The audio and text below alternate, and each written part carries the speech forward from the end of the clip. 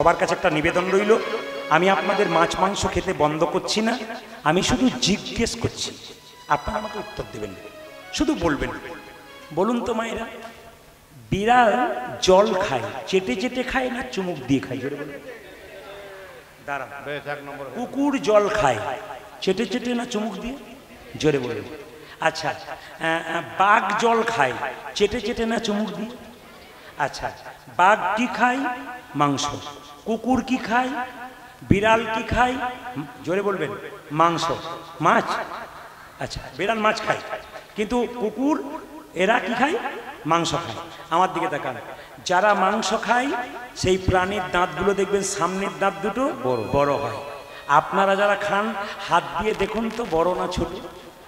তাকান, সবাই বলুন না, আমাকে বিচার করে বলবেন, আমাকে বিচার করে বলবেন। তাহলে গরু ছাগলের যেমন দাঁত, ওরা জল কেমন করে খায়? চুমুক দিয়ে না চেটে চেটে? গরু চেটে চেটে খায়, ছাগল যাক দু চারজন যখন চেটে চেটে খায়, হ্যাঁ হ্যাঁ, তাও হ্যাঁ, সবই হয়। আমি পরীক্ষা করে দেখছি। গরু কি করে খায় মায়েরা? চুমুক দিয়ে। ছাগল কি দিয়ে খায়? চুমুক দিয়ে। মানুষ কিভাবে জল খায়? সব মিলগুলো কার সঙ্গে আছে? বাঘের সঙ্গে, কুকুরের সঙ্গে না গরু ছাগলের সঙ্গে? জোরে বলুন। গরু ছাগল কি খায়? তৃণভোজী, ঘাস খায়। আমি বুঝিয়ে দিই আপনাকে, যে যেখানে বসে আছেন শিক্ষিত ব্যক্তি, সাধারণ মানুষ, আমার কথাগুলো বিচার করবেন, তারপর আপনারা খাবেন। আমাকে কথাগুলো শুনে নিন। কি বললাম? ওরা তৃণ খায়, খায় না? আমাদের খাবার কি? তৃণ, কিন্তু আমরা কি খাই? মাংস। প্রশ্ন আপনার সামনে, কি প্রশ্ন দেখুন, তাকাবেন, কি প্রশ্ন দেখুন। একটা গরুর সামনে, ছাগলের সামনে আপনি মাংস দিয়ে দিন, ও দেখবেন শুঁকে দুর্গন্ধ ভেবে পালিয়ে যাবে। প্রমাণ দেখে নেবেন। ও জানে এটা আমার খাবার নয়, আমি খাবো না। মানুষের সামনে মাংস দিন, ও দোকানে মশলা কিনতে বেরোবে, ভালো করে বেশ মশলা দিয়ে তাজা মতো করবি, তার সঙ্গে যদি এক বোতল পেয়ে যাই তাহলে তো আরো ভালো। যদিও আপনাদের এখানে মাতাল টাতাল কেউ নাই, একটাও মাতাল নাই। বাবারে, মায়েদের হাসি দেখে বুঝলাম যে পার্টি এখানেও আছে।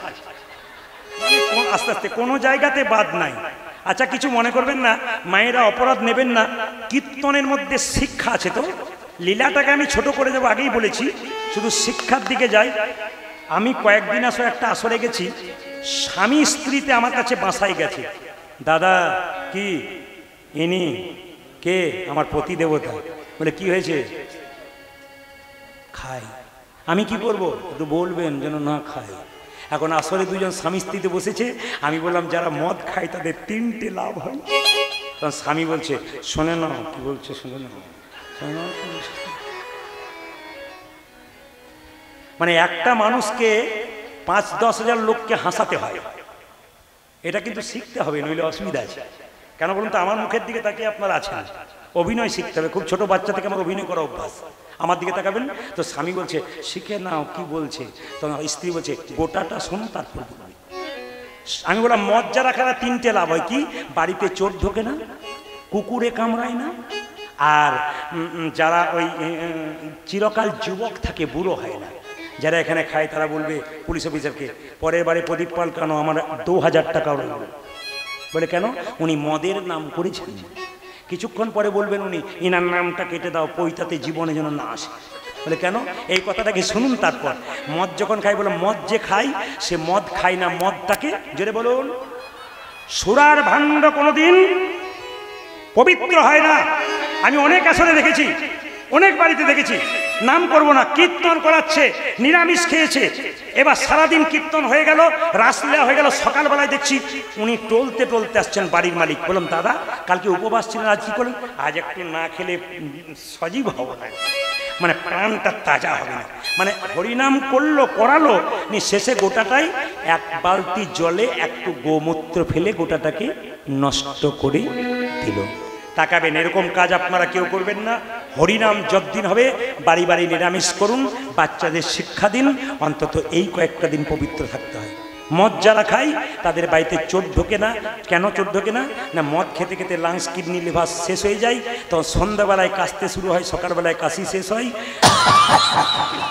চোর ভাবে বেটা জেগে আছে, ঢোকার আর কোনো দরকার নাই।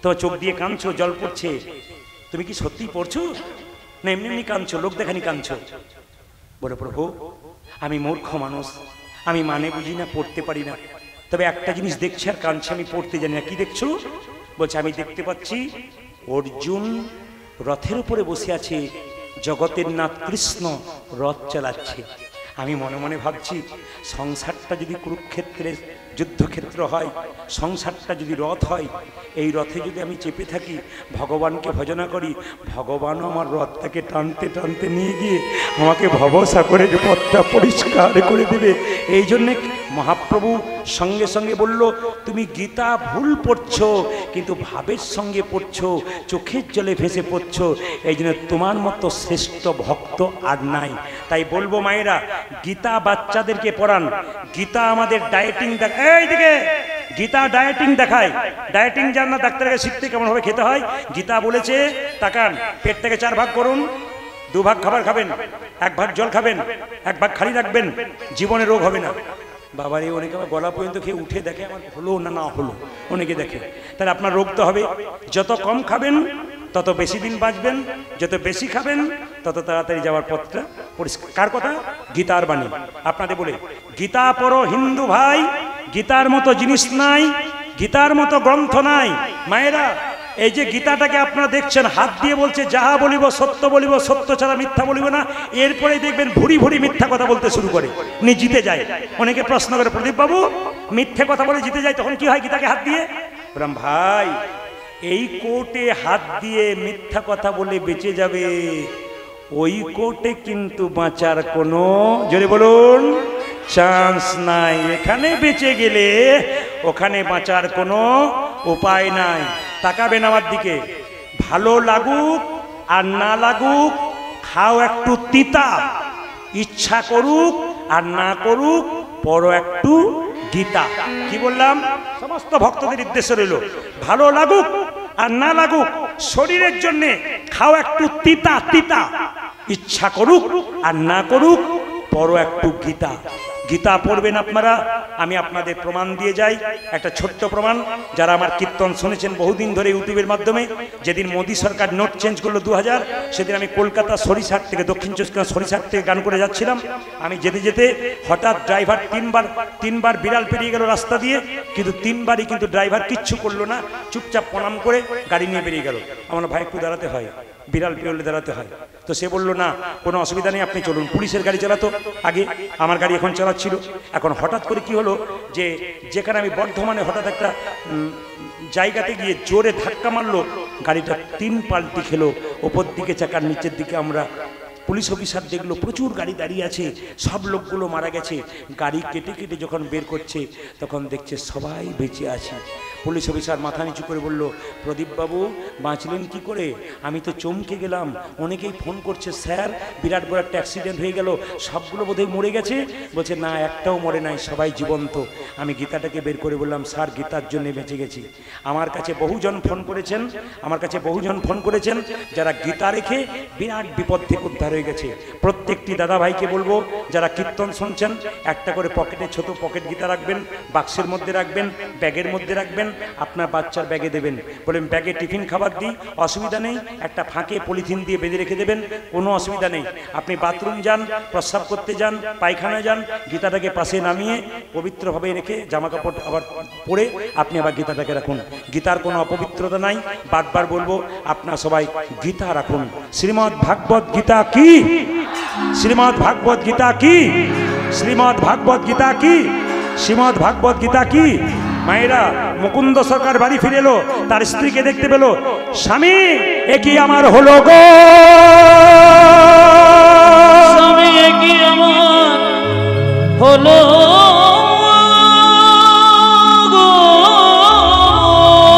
মুকুন্দ সরকার সারা বাংলা চিকিৎসা করতে করতে অহংকার হয়ে গেছে, অহংকার হয়ে গেছে। ভগবান বলে, তোর অহংকারে পতন ঘটাবো, তোর স্ত্রীর শরীরে একটা রোগ দেবো, দেখি ধরতে পারিস কিনা। স্ত্রীর কাছে এলো, স্বামী এ কি আমার হলো গো, এ কি আমার হলো গো। মুকুন্দ সরকার বলে, দেখি দেখি দেখি তোমার চোখ দেখি, দেখি তোমার হাত দেখি, দেখি তোমার পা দেখি। এ কি? আমি সারা বাংলা চিকিৎসা করছি, আমার স্ত্রী রোগ ধরতে পারলাম না কেন? রাত্রিবেলায় মহাপ্রভু মন্দিরে চলে গেলেন। প্রভু বলে দা, প্রভু বলে দা, প্রভু বলে দা,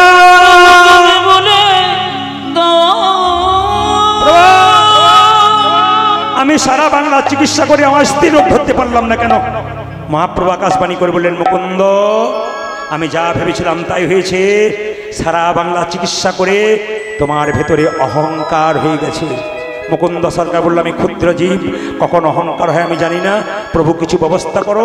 মহাপ্রভু পান খেত, পান চিবানো পান মুকুন্দ সরকারকে দিল, এই পানটা তোমার স্ত্রীকে দিয়ে দাও, রোগ ভালো হয়ে যাবে।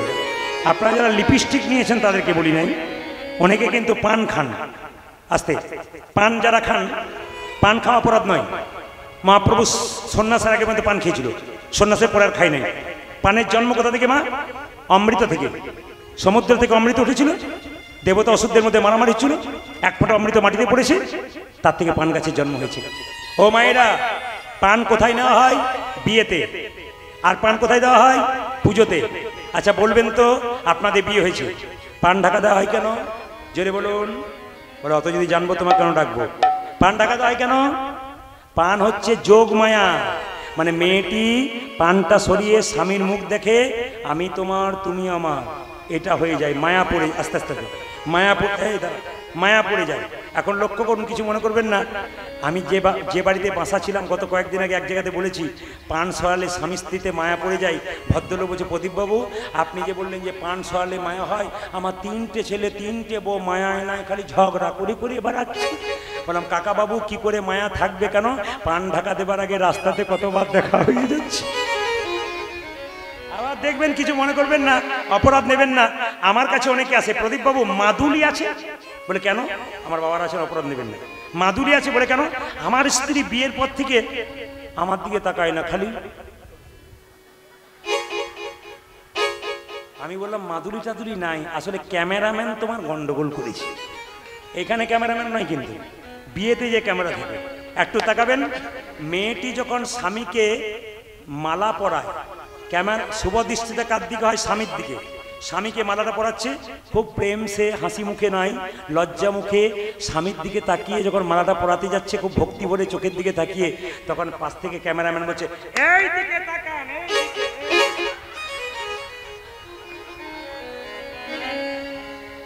শুভ দৃষ্টি কার দিকে হলো? কার দিকে হলো?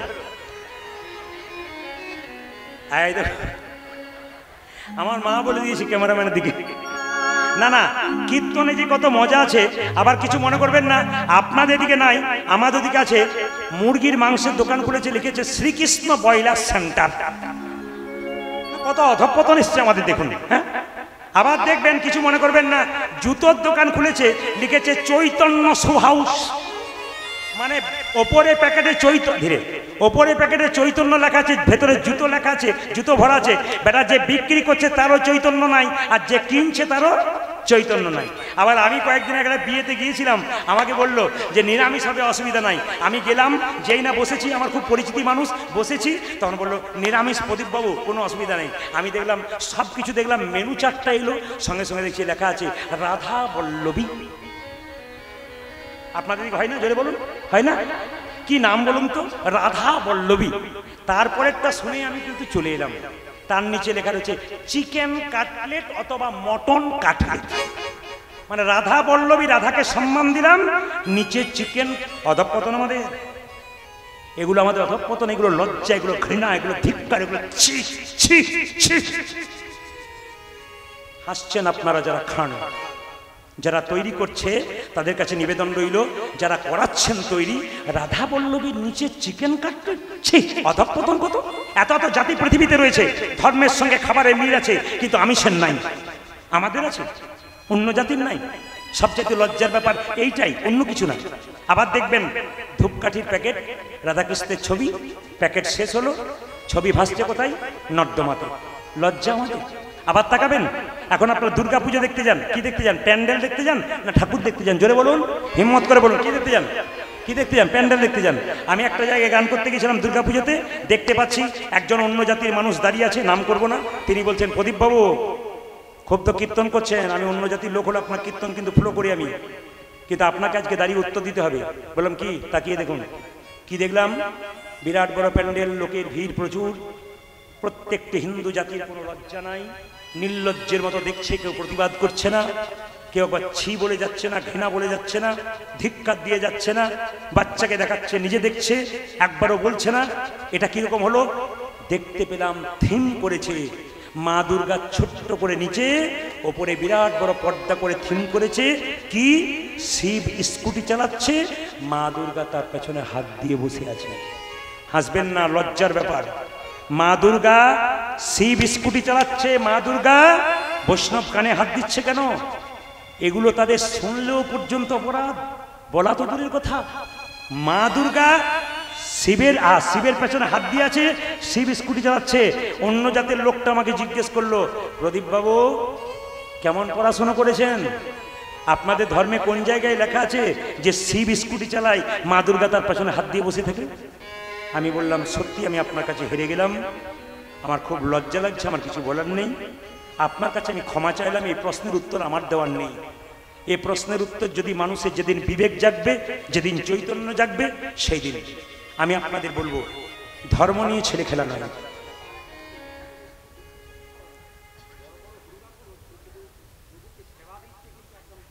হ্যাঁ, আরেকটা কথা বলি আপনাদের, সেবা দিচ্ছে বেনে হবে যে বললাম, গঙ্গা জল দিয়ে পাচ্ছে আর গঙ্গা জল খেয়ে বসে আছে।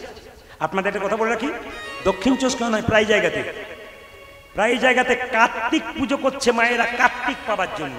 দুদিন পুজো হয়ে গেল, কার্তিক গাছের নিচে দিব্যি পাখিতে প্রস্রাব করছে, পায়খানা করছে, আর কার্তিক জলে ভিজছে। মানে কার্তিকের চাওয়া শেষ হয়ে গেল, কার্তিক ভিজছে না। যে কোনো দেবদেবী পুজোর পরে গাছের নিচে রাখার কোনো নিয়ম নাই, নিয়ম হচ্ছে বিসর্জন। যদি গাছের নিচে রাখেন তবে বিসর্জন হচ্ছে না, বিষ অর্জন, বিসর্জন নয়। কি বললাম? বিষ অর্জন। তাই বলবো যে দেবীর পুজো করবেন, যা কিছু করবেন, অন্তত জলে বিসর্জন দিন, আপনার লাভ আছে। বাবা যেটা বললেন, আইনে করুন, নিয়মে করুন, সময়ে করুন। ভগবানের সেবা সময়ে, আপনার সেবা উল্টো পাল্টা হতে পারে কখনো কাজের তাগিদে, ভগবানের সেবা ঠিক সময়ে করুন। মায়েরা, পেটের মধ্যে বাচ্চা এলো, মুকুন্দ সরকারের ছেলেটি জন্ম নিল কবে? সবাই লক্ষ্য করুন, সরস্বতী পুজোর দিনে। সবাই মাথার কাপড়টা নিন। আহা হেন কালে জনমিল শির ভুনন্দন, হেন কালে জনমিল শির ভুনন্দন, হেন কালে জনমিল শির ভুনন্দন, জন্ম নিল রে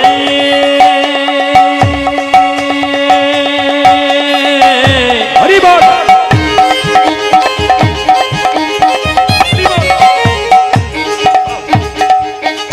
হেন কালে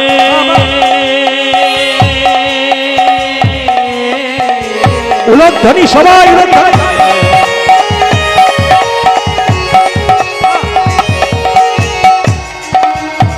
ভক্ত রঘুনন্দ জন্ম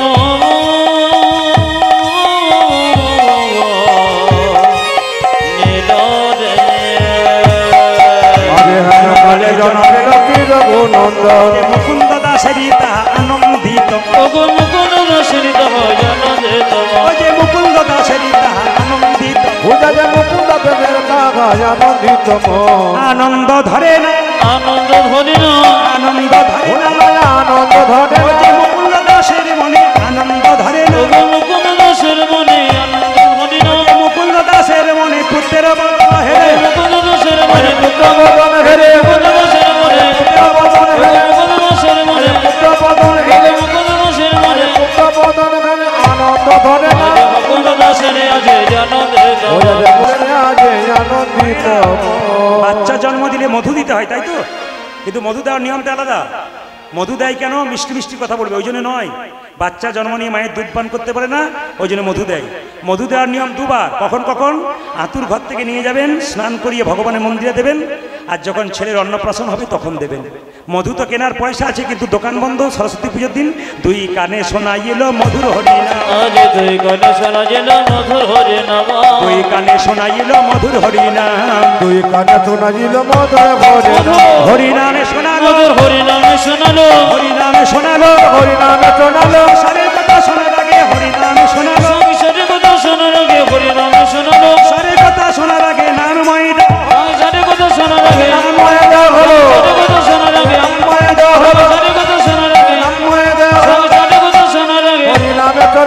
দুই গানে শোনাইল মধুর হরিনাম দুই গানে শোনাইল মধুর হরিনাম।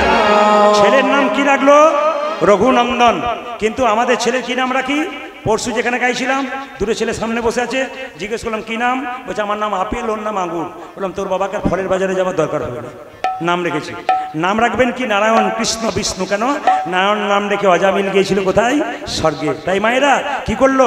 মা সরস্বতী চরণে বললো আশীর্বাদে করো মা, আশীর্বাদে করো মা, আশীর্বাদে করো মা, আশীর্বাদে করো মা। যারা সংকীর্তন গাইতে পারে আশীর্বাদে করো মা, নাম সংকীর্তন গাইতে পারে আশীর্বাদে করো মা, সংকীর্তন গাইতে পারে আশীর্বাদে করো মা, আজ সংকীর্তন গাইতে পারে আশীর্বাদে করো মা। ভাগবতে গাইতে পারে আশীর্বাদে করো মা, যেন ভাগবতে করতে পারে আশীর্বাদে করো মা, যেন ভাগবতে পড়তে পারে হরি হরি, যেন ভাগবতে করতে পারে হরি হরি হরি বলে, সংকীর্তন গাইতে আজ পারে হরি হরি হরি বলে, ভাগবতে করতে আজ পারে হরি হরি হরি নাম বলে, সংকীর্তন গাইতে পারে আশীর্বাদে করো মা। দুই গানে শোনাইল মধুর হরিনাম আজ দুই গানে শোনাইল মধুর হরিনাম। আপনারা তো দিব্যি বসে আছেন, কিন্তু দুঃখ দেবো আপনাকে।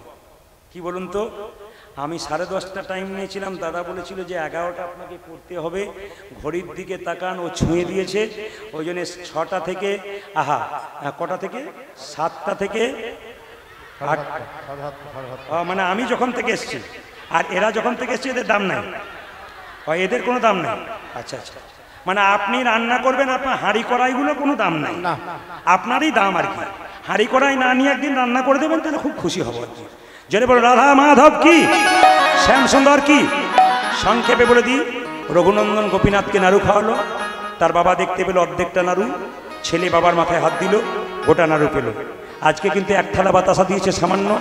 আপনারা বৃহস্পতিবার বাড়িতে হরিলুট দেবেন, হরিলুট দিয়ে সেই বাতাসা আপনি রাখবেন কৌটোতে, আর সেই বাতাসা বাড়িতে বাচ্চাদের দেবেন, মন্দিরে দেবেন, আপনার লাভ আছে। সবাই হাত তুলুন। এই গানটা গাইতে গাইতে আমরা আস্তে আস্তে এখান থেকে বেরোবো। সবাই হাত তুলুন, সবাই হাত তুলুন, সবাই যেটা গাই সবাই হাত তুলুন। শ্যামল তুলুন, হাত তুলুন একসঙ্গে, একসঙ্গে। বাহ, তালি।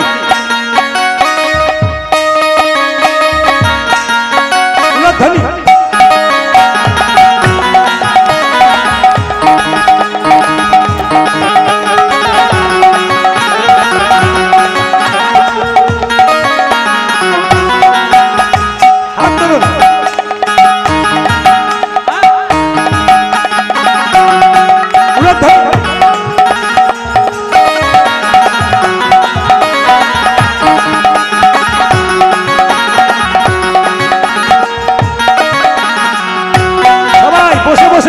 বসে বসে শ্যামল তনু যে হলো আবিরে তেলাল, আবিরে তেলাল, হোলি খেলিছে আমার ব্রজের শ্যামল তনু যে হলো আবিরে তেলাল, আবিরে তেলাল, হোলি খেলিছে আমার ব্রজের গোপাল।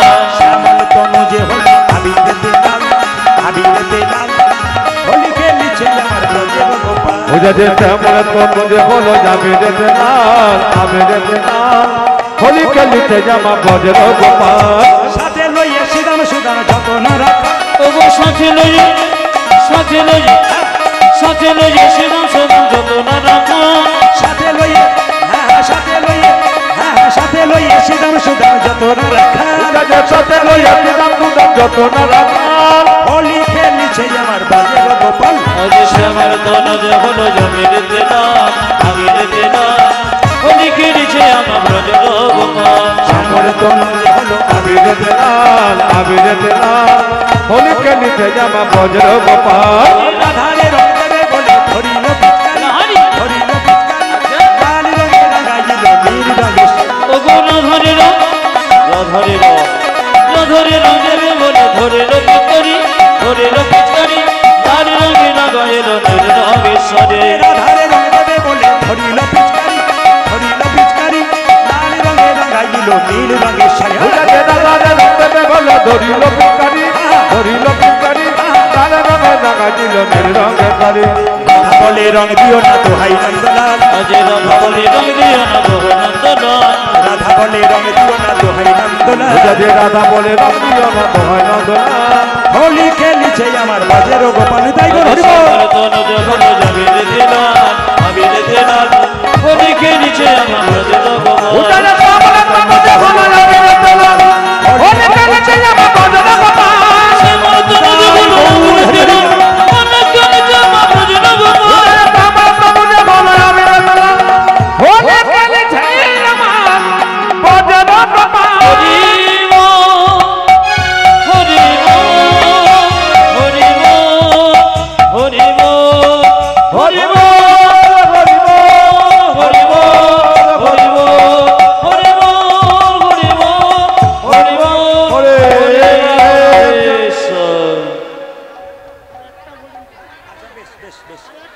বেশ বেশ আপনার গোটানো আগে বলবেন তো, সব তো গুটিনি।